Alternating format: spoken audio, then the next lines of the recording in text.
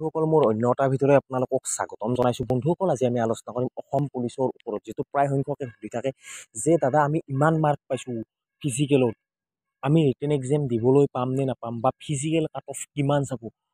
বহুতেই এই কুৱেশ্যনটো সুধি আছে। আজি এই ভিডিঅ'টোৰ মাধ্যমেৰে এইখিনি কথা বিতংকৈ জনাবলৈ চেষ্টা কৰিম। যদি মোৰ চেনেলটোত প্ৰথমবাৰ কাৰণে ভিজিট কৰিছে তেতিয়াহ'লে মোৰ চেনেলটো ছাবস্ক্ৰাইব কৰক আৰু কাষত থকা বেল আইকনটো প্ৰেছ কৰক।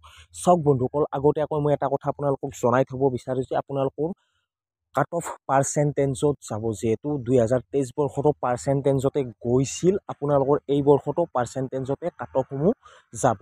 আপোনালোকে প্ৰথমতে জানি ল'ব লাগিব পাৰ্চেণ্টেজৰ পৰা মাৰ্কলৈ কেনেকৈ আনিব পাৰি। আপোনালোকে নাভাবিব যে ইমান কৈছে যে ইমান কাট অফ গৈছে নে, এইটো নহয়, পাৰ্চেণ্টেজত আছে। ফাৰ্ষ্ট আহিছোঁ 2023 বৰ্ষত কিমান গৈছিল কাট অফ চাওক।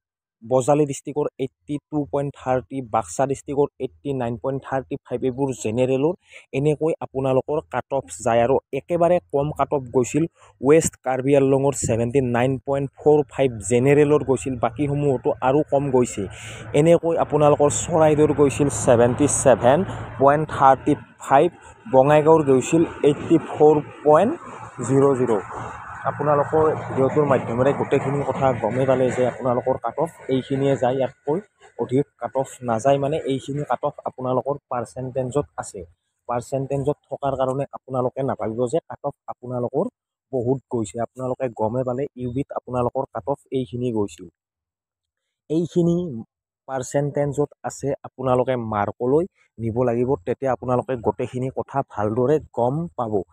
এতিয়া আহিছোঁ আমি এ বিটো আপোনালোকৰ বাক্সা ডিষ্ট্ৰিক্টতে যথেষ্টখিনি কাট অফ যোৱা দেখা গৈছিল। এ বিত আপোনালোকৰ বাক্সা ডিষ্ট্ৰিক্টত গৈছিল 90.53, বজালীত গৈছিল 86.40, হাইয়েষ্ট কম গৈছিল চাবলৈ গ'লে ৱেষ্ট কাৰ্বি আংলঙত 84.40, তাৰপিছত কম গৈছে গোলাঘাটত 85.90। এনেকৈ আপোনালোকৰ কাট অফসমূহ যোৱা দেখা যায় পাৰ্চেণ্টেজত। আপোনালোকৰ প্ৰতি বৰ্ষই 2023 চনৰ পৰা পাৰ্চেণ্টেজসমূহ আপোনালোকৰ কাট অফসমূহ পাৰ্চেণ্টেজত যোৱা দেখা যায়।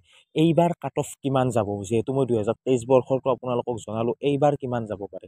যিহেতু এইবাৰৰ পদৰ সংখ্যা অকণমান বেছি, সেই হিচাপত চাবলৈ গ'লে হয়তো আপোনালোকৰ কাট অফ ইয়াতকৈ কিছুমান পইণ্টতহে বেছি যোৱাৰ সম্ভাৱনা যথেষ্টখিনি আছে। কাৰণ কিয় কৈছোঁ বেছি হ'লেও যে মই পইণ্টত যাব বুলি ক'লোঁ, এইটো কাৰণতে কৈছোঁ যে এইবাৰ পাছ কৰা ল'ৰা ছোৱালীৰ সংখ্যা যথেষ্টখিনি বেছি, আৰু ভাল ভাল মাৰ্ক পোৱা ল'ৰা ছোৱালীৰ সংখ্যা যথেষ্টখিনি বেছি। লগতে এক্সিলেণ্ট মৰা ল'ৰা ছোৱালীৰ এক্সিলেণ্ট বহুতখিনিয়ে আছে, বা আপোনালোকে হয়তো গমেই পাইছে প্ৰায় সংখ্যক ডিষ্ট্ৰিক্টতে বহুত সংখ্যক ল'ৰা ছোৱালীয়ে এক্সিলেণ্ট মাৰিবলৈ সক্ষম হৈছে।